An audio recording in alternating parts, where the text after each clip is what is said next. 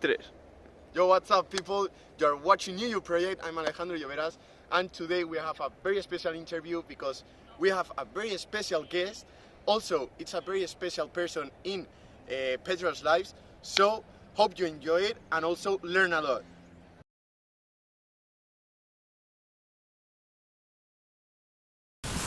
Hola, buenas a todos, bienvenidos a la tercera entrevista que le hacemos a Pedro Sanz, a mi padre, y es una entrevista bastante interesante por el hecho de que Pedro es aquí CEO de una empresa familiar, tiene un legado bastante importante entre manos y ahora nos va a contar un poco más de ello, así que le vamos a dejar ahora que se presente un poco. Muy bien, como has dicho, mi nombre es Pedro Sanz, soy el mayor de 3 hermanos, estoy felizmente casado y tengo 2 hijos magníficos, Pedro y mi hija María, que todavía están estudiando y que espero que pronto estén participando al menos como socios responsables de la empresa familiar. Yo estudié en el Colegio del Pilar, luego pasé a la universidad, hice una ingeniería y al final hice un máster en dirección de empresas para prepararme y poder tener todos los conocimientos necesarios para mi vida profesional. A lo largo de mi carrera pues he hecho distintos cursos de ventas, de tecnología, etc.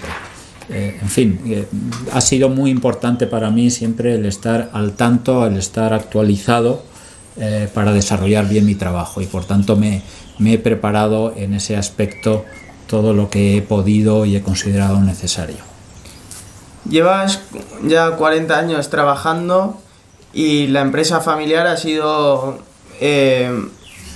prácticamente toda tu carrera profesional y te quería preguntar sobre la empresa familiar, ¿cómo se nota el valor de familia que existe en este tipo de empresas? Bueno, mira, nosotros somos la segunda generación de una empresa familiar que fundaron nuestros padres. En la empresa familiar estamos los 3 hermanos y las empresas familiares tenemos muchas características que compartimos con las empresas en general.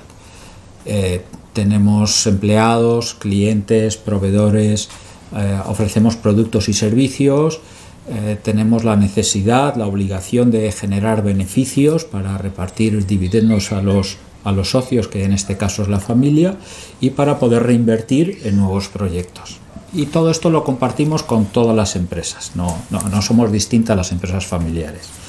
Las empresas familiares, además de eso, tenemos algunas características particulares. En general, una empresa familiar es aquella en la que los miembros de la familia tienen una parte muy sustancial del capital de la empresa, o la mayoría, y que normalmente participan en su gestión. La mayoría de las empresas del país son familiares, desde las carnicerías, que a lo mejor tienen un dueño y que trabaja su mujer o su hijo, hasta empresas súper grandes como Mercadona, etc. ¿Qué nos diferencia una empresa familiar de una empresa normal de socios? Pues yo creo que nos diferencia una visión de medio y largo plazo. Las empresas familiares solemos mirar a un plazo más largo que las empresas que no son familiares. Y las empresas familiares también tenemos otra característica y es estamos mucho más preocupados de los socios que las empresas tradicionales. Las empresas simplemente suelen preocuparse de que haya beneficios, pueden repartir dividendos hoy y los próximos años. En las empresas familiares, además de repartir esos beneficios a los socios, también nos preocupamos que a los socios les vaya bien en su vida personal, porque en la medida que a ellos les va bien en su vida personal, como socios de la empresa familiar, van a poder generar valor, van a poder ayudar a la empresa familiar a que vaya mejor. Entonces nosotros queremos que los miembros de la familia que son socios, aunque no trabajen en ella, por el hecho de ser socios queremos que les vaya muy bien, que la empresa familiar les ayude a que les vaya muy bien, porque en ese conjunto pues las cosas para todos serán mucho mejores. Hay que tener en cuenta, Pedro, que en la empresa familiar hay una característica importante a considerar y es que es un legado que recibimos. Nosotros recibimos un legado de nuestros padres. Ellos trabajaron toda la vida para montar un determinado negocio. Ese negocio te le pasan. Y como empresa familiar, nuestra obligación es traspasarlo a la siguiente generación. Entonces, ese legado que recibimos, nuestra obligación es tratarlo con mucho cuidado, acrecentarlo, que tenga más valor, para que el día que se lo traspasemos a nuestros hijos y sobrinos sea un patrimonio familiar aún mayor. Entonces, esa responsabilidad de legado familiar que transmitimos, en nuestro caso, como empresa familiar, tiene una importancia enorme. Y para aumentar este patrimonio, tuvisteis que tomar ciertas decisiones, por ejemplo, que tenían que ver con la internacionalización de la empresa, ¿no? Y esto es una parte muy clave en la empresa, ya que te ayuda a llegar a clientes mejor y a nuevos mercados. Y que nos expliques un poco qué hay que tener en cuenta con los procesos de internacionalización, qué ventajas y desventajas tiene. Muy bien, mira, nosotros empezamos la internacionalización en el año 2020. La empresa que se ha internacionalizado era una empresa que en el año 2020 tenía una cuota de mercado muy grande en España. Dentro de nuestro nicho de actividad, dentro de nuestro nicho de mercado, teníamos una cuota muy grande. Y además había otra característica, y es que teníamos un cliente que era muy importante para nosotros. Representaba un porcentaje alto de nuestras ventas. Y que por tanto, si él un día tenía problemas o se enfadaba con nosotros, podía poner en riesgo la propia actividad. Entonces no podíamos crecer porque ya teníamos una parte enorme del mercado y además dependíamos mucho de un cliente. ¿Cómo podíamos crecer? Saliendo fuera, buscando otras oportunidades del mercado fuera de España. Además, así reducíamos la dependencia de este cliente. Ese proceso lo empezamos en el 2020 y empezamos a buscar países. Oye, pues no teníamos experiencia, ¿dónde podemos ir? Pues entonces dijimos, oye, vamos a hacernos una ficha patrón de qué vamos buscando. Oye, pues vamos buscando países que cumplan unas características, que nos resultasen próximos, que tuviesen además un volumen potencial elevado y que además el producto que nosotros podíamos ofrecer estuviese por encima del producto estándar que había en ese mercado. Entonces empezamos a visitar México y Brasil. Teníamos proximidad cultural, son mercados muy grandes y además allí no estaban tan desarrollados como en España y por tanto los productos y servicios que podíamos llevar ellos los podrían apreciar más porque nuestro estándar estaba por encima. Entonces, así empezamos en Brasil. Empezamos desde cero y lo hemos ido desarrollando. Claro, cuando empiezas a internacionalizarte, aprendes un montón. Nosotros hemos encontrado oportunidades de negocio que no podíamos pensar que había. Hemos encontrado proveedores que ahora nos suministran para todas las plantas. Hemos encontrado clientes que también son internacionales y que por tanto les podemos dar servicios en otros países. Todo ese desarrollo que empezamos en el 2020 y que todavía continúa, pues ha sido fundamental para que tengamos una empresa que hoy es más fuerte en el mercado, mucho más reconocida, mucho más resistente, mucho más competitiva en términos de capacidad de innovación, de coste de producto, etcétera, ¿vale? Y bueno, pues vas dando pasos en todo ese proceso. Empezamos en Brasil, como te decía, luego fuimos a Polonia, luego compramos una empresa en Alemania, luego fuimos a Rusia, luego fuimos a Estados Unidos y en fin, ahora tenemos presencia en varios países. Claro, y para la internacionalización una parte clave es el poder instalarte en estos diferentes países y una de las maneras es a través de fusionarte con una empresa o adquirirla. Y claro, también puede llegar a ser un desafío bastante grande. Entonces, dado a tu experiencia, que nos cuentes un poco.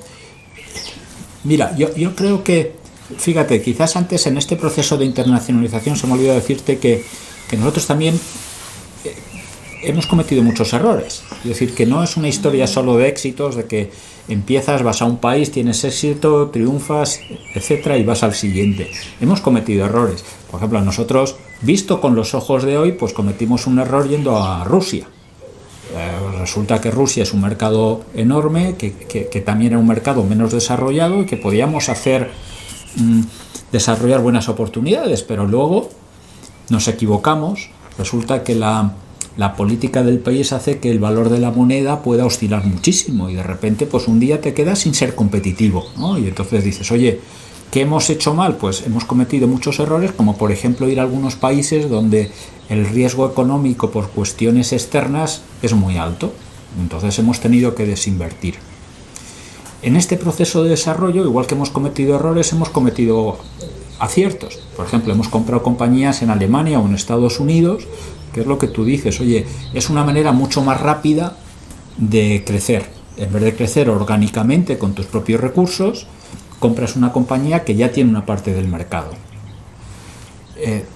¿Cuál es el reto cuando compras una compañía? Pues no solamente es que vas a un país, sino que tú incorporas dentro de tu cultura y dentro de tu modelo de negocio, tienes que incorporar a un equipo de gente que tiene otra cultura, otra manera de pensar, otro idioma y además están acostumbrados a otras reglas, a otros jefes, etc. Entonces, es un reto muy importante vencer todas esas dificultades, todas esas barreras culturales para poder integrar a los equipos humanos. Lo difícil en general cuando haces una fusión es cómo integrar los equipos humanos. Que tu gente que va al país vaya con un espíritu abierto de incorporar lo bueno de la empresa que compras y al mismo tiempo seas capaz de transmitir a la empresa que estás comprando tu manera de hacer, tu cultura, que te ha llevado a, por decir así, a una posición de ventaja que te permite comprarla. Entonces es una manera muy significativa, muy habitual de crecer en las compañías, donde el mayor reto es la integración de los equipos humanos. Y aparte de aumentar en las empresas, también nunca se nos viene a la cabeza el hecho de disminuir, ¿no? El tener que deshacerte de actividades o de proyectos que estás realizando, de inversiones. ¿Cuál es vuestra experiencia profesional? Pues mira, las empresas familiares corremos un riesgo, seguramente también adicional a las empresas normales que no son familiares. Y ese riesgo es que como tú eres propietario, normalmente además estás al frente de la actividad y lo vives como una cosa muy propia porque es propio, pues la pasión y el esfuerzo que pones te lleve a considerar que tu empresa es un proyecto único, que te llegues a enamorar tanto de tu empresa que no veas los defectos que tiene, ¿no? Tú cuando te enamoras no ves los defectos de tu chica. Pues esto pasa igual. Tú te enamoras de tu propio proyecto empresarial y resulta que no te das cuenta de las cosas que no valen. Por tanto, los empresarios familiares tenemos que tener especial cuidado de no enamorarnos de nuestro proyecto. ¿Y cómo podemos hacer eso? Pues con algunos pequeños trucos. Por ejemplo, tratando de hacer una gestión profesional, no mezclando las cosas de la familia con las cosas de la empresa. Segundo, tratando de poner valor a la empresa. Oye, ¿cuánto vale mi empresa? Esta empresa que hemos internacionalizado, ¿cuánto valdría si alguien me la viene a comprar? Y entonces cuando tú le das un valor a la empresa, dices, vale, yo creo que esto objetivamente vale X. Entonces, si alguien viene y te da 2X o 3X o 10X, puedes decir, oye, voy a pensármelo. Las empresas familiares, como te decía antes, somos de medio y largo plazo y en general no somos vendedores, somos más compradores. Recibimos un legado que tenemos que hacerle crecer y traspasar. Por tanto, no queremos vender y disminuir el legado que vamos a traspasar. Y lo que decimos es, oye, hay una oportunidad, me dan más de lo que vale la empresa, ¿qué más tengo que tener en cuenta? Tengo que tener en cuenta más cosas, no solamente el valor económico. Tengo que tener en cuenta la historia de esa empresa, las circunstancias exteriores que la pueden poner en peligro, el equipo humano que tengo. Y con todas esas premisas dices, oye, pues si alguien me da mucho más de lo que vale, de lo que yo creo que vale, y encima veo riesgos que yo a lo mejor no puedo superar, o en manos del que compra le puede dar una vida mucho mejor que la que yo le daría, lo puede hacer crecer mucho más, pues entonces se plantea la situación de vender. Nosotros el año pasado vendimos 2 empresas y estamos muy contentos de haberlo vendido. No es lo habitual es que compramos empresas, pero cuando hay una buena oportunidad y hay riesgos en esas actividades, pues es una buena opción el desinvertir, coger esos recursos y volverlos a invertir en otro proyecto de inversión que vuelva a hacer crecer el legado familiar. Y en la empresa familiar, por ejemplo, hay bastantes empleados que llevan trabajando incluso más años que tú en la empresa, o también empleados que son alemanes por la internacionalización. Entonces, ¿qué importancia le ves tú en estar atento de los empleados, en motivarles, en enseñarles, Bueno, para mí los empleados son el factor clave de éxito de las empresas.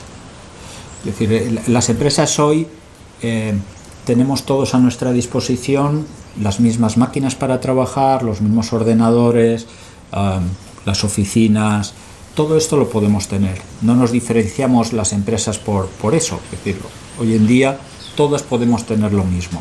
Hay algunas pocas que pueden haber conseguido un monopolio o que pueden haber patentado algo, oye, un medicamento y solo lo pueden producir ellos y por tanto si lo quieres comprar, se lo tienes que comprar solo a ellos. Pero eso no es lo normal. Lo normal es que las empresas competimos. ¿Y competimos por qué? Porque varias empresas ofrecemos los mismos productos o servicios al mismo cliente. Entonces el cliente va a elegir y la pregunta es, ¿por qué este cliente me va a comprar a mí y no al otro? Pues si lo que yo le ofrezco es lo mismo, no hay ninguna diferencia. Yo tengo que hacer que lo que yo le ofrezca sea mejor. ¿Pero qué es lo que yo hago? Lo que hacen mis trabajadores, lo que hacen mis empleados. Al final lo que me va a diferenciar no es el producto X que les ofrezco. Es que gracias a que yo tengo empleados mejores que mis competidores, mis empleados harán el producto o el servicio mejor que mis competidores. Y eso se consigue en base a tener empleados muy comprometidos, muy motivados, muy formados, que estén súper orgullosos del trabajo que realizan día a día, de que se esfuercen un montón, que se diviertan contigo haciendo el trabajo que hacen. Cuando consigues un equipo que actúa así, ese equipo va a desarrollar productos y servicios mejores que los competidores. Y si eso ocurre, los clientes lo valoran y poco a poco tu negocio aumenta más que el de tus competidores.